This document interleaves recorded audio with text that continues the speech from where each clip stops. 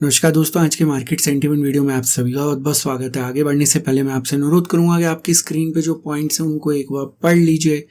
मेरा कोई भी व्हाट्सएप ग्रुप या टेलीग्राम चैनल नहीं है और फेक कमेंट से आप कृपया करके सावधान रहिए। तो दोस्तों, जैसा कि हमने कल के मार्केट सेंटीमेंट वीडियो में चर्चा की थी कि यहाँ पे स्मार्ट मनी सेलिंग कर रहा है मार्केट में, हमारा अंडरग्राउंड मनी फ्लो नेगेटिव था। मार्केट ने आज उसको रिस्पेक्ट किया। यहाँ पे मार्केट जब ओपन हुई तो उसके बाद मार्केट ने थोड़ा संभलने की कोशिश करी, लेकिन उसके बाद मार्केट में एक बड़ी गिरावट हमें देखने को मिली जो कि लगभग 200 पॉइंट्स के आसपास थी। उसके बाद बुल्स ने मार्केट को संभालने की कोशिश की, यहाँ पे मार्केट ने रिकवरी करने की कोशिश की, लेकिन फाइनली मार्केट रेड जोन में ही क्लोज हुई।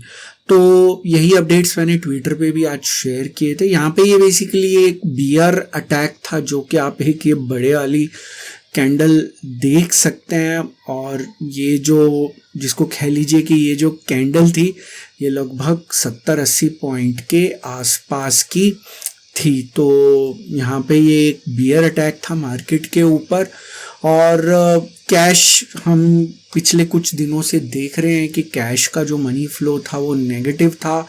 यहाँ पे डेटा पॉइंट्स की सहायता से कुछ और दिखाने की कोशिश की जा रही है। आज भी यहाँ पे एफआईआईज ने 1600 करोड़ की बाइंग की, लेकिन इसके साथ साथ डीआईआईज ने 2000 करोड़ की सेलिंग करी। तो कैश के अंदर हमें सेलिंग देखने को मिली। मार्केट को ऊपर ले जाने वाले स्टॉक्स में हैवी वेट्स में रिलायंस और बजाज फाइनेंस था। नीचे ले जाने वाले स्टॉक्स में आईसीआईसीआई बैंक और इन्फोसिस थे।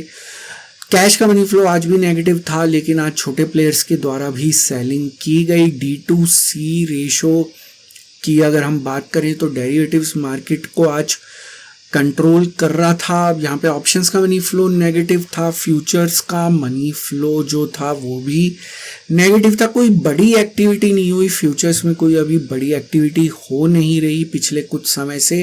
लेकिन एक खास बात जिसकी तरफ मैं आपका ध्यान दिलाना चाहूँगा, डीआईआईज ने लॉन्ग की जो अपनी पोजीशन है लगभग 14,000 के आसपास लॉन्ग पोजीशंस को क्लोज किया। तो नॉर्मली जो डीआईआईज हैं वो फ्यूचर्स में बहुत ज़्यादा एक्टिविटी नहीं करते। नॉर्मली इसका इस्तेमाल वो लोग हेजिंग के लिए करते हैं, लेकिन लॉन्ग पोजीशंस तभी बनाई जाती हैं जब वहाँ पे ट्रेडिंग पोजीशंस उनको बनानी होती हैं कैश के साथ। तो यहाँ पे 14,000 लॉन्ग पोजीशंस क्लोज की गई जो कि आज के दिन का हाईलाइट था। इसके अलावा बाकी जो बड़े प्लेयर हैं वहाँ पे क्लाइंट्स में लॉन्ग साइड पे पोजीशंस बनाने की कोशिश की। मुझे ऐसा लगता है कि डीआईआईज जो ये लॉन्ग पोजीशंस क्लोज कर रहे थे उस मनी फ्लो को न्यूट्रलाइज करने के लिए क्लाइंट साइड पे किसी बड़े प्लेयर ने लॉन्ग पोजीशंस क्रिएट की। तो एफआईआईज की जो बड़ी पोजीशंस हैं उसमें कोई खास बदलाव, मतलब कोई भी बदलाव देखने को नहीं मिला। फ्यूचर्स के अंदर हमें लॉन्ग अनवाइंडिंग की तरफ इशारा किया जा रहा था। अगर हम समरी के तौर पे देखें, सरफेस मनी फ्लो में कैश का मनी फ्लो नेगेटिव था, ऑप्शंस का मनी फ्लो नेगेटिव था, फ्यूचर्स का मनी फ्लो भी नेगेटिव था। तो जो सरफेस मनी फ्लो है वो इस समय हमें वीकनेस की तरफ इशारा कर रहा है। एफआईआईज की बात की जाए, कैश में बाइंग, ऑप्शंस में मनी फ्लो नेगेटिव, फ्यूचर्स के अंदर कोई खास एक्टिविटी नहीं। तो एफआईआईज का ओपिनियन इस समय मार्केट के प्रति न्यूट्रल है। अंडरग्राउंड मनी फ्लो मैंने इस वीडियो में एक स्क्रीनशॉट की सहायता से शेयर कर दिया। उम्मीद है कि मार्केट कल भी जो है अंडरग्राउंड मनी फ्लो को फॉलो करेगी। दोस्तों, एक और खास बात मैं आपको बताना चाहूँगा जिसके बारे में जो लोग रेगुलर हैं इस चैनल के ऊपर उनको मालूम होगी ये बात, कि कई बार जो हमारा अंडरग्राउंड मनी फ्लो या मनी फ्लो एनालिसिस होता है वो सिग्नल कई बार एडवांस में देता है। तो ये कोई ऐसा नहीं होता कि कल क्या होगा मार्केट में मोस्टली, बट अगर आप पिछले 5-6 ट्रेडिंग सेशंस के अंदर आप देखेंगे कि मेजॉरिटी जो अंडरग्राउंड मनी फ्लो हमें क्या संकेत दे रहा है, फाइनली मार्केट उसको फॉलो ज़रूर करती है। हो सकता है 2-3 दिन मार्केट अंडरग्राउंड मनी फ्लो को ना फॉलो करे, जैसा कि अभी रिसेंटली हो रहा था। वहाँ पे मनी फ्लो जो था नेगेटिव था, मार्केट नीचे जाने की कोशिश कर रही थी दिन के दौरान, लेकिन गई नहीं। तो यहाँ पे ऐसा कोई नहीं है कि मार्केट बहुत ज़्यादा ऊपर की तरफ चली गई। अगर आप पिछले 3 या 4 दिन का ट्रेडिंग अगर आप देखेंगे तो वहाँ पे मार्केट जो है मोस्टली एक रेंज के अंदर ही थी, एक 80-90 पॉइंट्स की रेंज के अंदर ही ट्रेड कर रही थी और कंसोलिडेशन रूल यहाँ पे आप मार्केट में देख पाएंगे।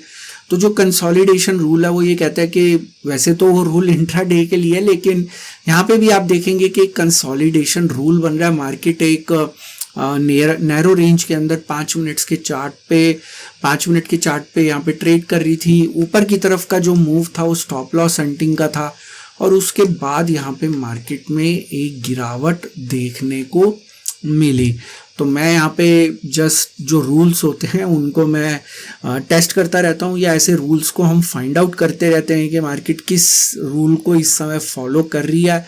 तो कंसोलिडेशन रूल नॉर्मली इंट्राडे का होता है, लेकिन 5 मिनट के चार्ट पे अगर आप पिछले 3-4 दिन का डेटा देखेंगे तो ऐसा प्रतीत हो रहा है कि कंसोलिडेशन रूल को यहाँ पे फॉलो किया गया। तो ये जस्ट एक ऑब्जर्वेशन थी। उम्मीद है कि आप भी जो रूल्स बनते हैं चार्ट्स के ऊपर, या मार्केट जो रूल्स होते हैं उनको फॉलो कर रही है नहीं कर रही, इसके ऊपर एक खास नज़र बना के रखेंगे।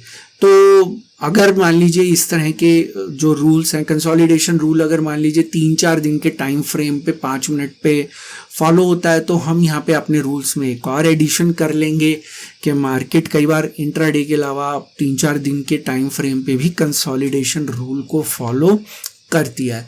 तो ये मैंने सिर्फ आपको एक अपनी ऑब्जर्वेशन बताई है। आप इससे सहमत भी हो सकते हैं, असहमत भी हो सकते हैं, वो आपकी अपनी चॉइस है। कोई मैं आपके ऊपर ज़बरदस्ती नहीं कर रहा कि आप इस रूल को माने या इस रूल को ना माने, वो आपकी अपनी पर्सनल चॉइस है। तो दोस्तों इस वीडियो का एक डिस्क्लेमर भी है जो कि आपको अपनी स्क्रीन पे दिख रहा होगा। वीडियो मैंने सिर्फ एक एजुकेशन, लर्निंग और इन्फॉर्मेशन के पॉइंट ऑफ व्यू से बनाया था। यहाँ पे मेरी आपको कोई सजेशन, सलाह या राय नहीं है कि आप किसी भी स्टॉक या इंडेक्स में बाय सेल या होल्ड की पोजीशन बनाएं। किसी भी निवेश या ट्रेड से पहले अपने फाइनेंशियल प्लानर या इन्वेस्टमेंट एडवाइजर की सलाह ज़रूर ले लें। केवल उन्हीं की सलाह के ऊपर किसी तरह के निवेश या ट्रेड का निर्णय लें। जो भी जानकारी मैंने आज की इस वीडियो में दी है सभी डेटा पॉइंट्स पे आधारित है। सभी डेटा पॉइंट्स पब्लिक डोमेन में अवेलेबल हैं, जिनको आप खुद जाके क्रॉस चेक, क्रॉस वेरीफाई कर सकते हैं। मेरे द्वारा दी गई जानकारी 100% गलत साबित हो सकती है, इसलिए मेरी दी गई किसी भी जानकारी के ऊपर किसी भी तरह का कोई भी निवेश या ट्रेड का निर्णय ना ले। तो दोस्तों आज का मार्केट सेंटीमेंट वीडियो देखने के लिए बहुत बहुत शुक्रिया। कल फिर मिलेंगे मार्केट सेंटीमेंट के नए वीडियो में, नई जानकारी के साथ, एक नई सीख के साथ, एक नई लर्निंग के साथ। तब तक आप अपना ध्यान रखें।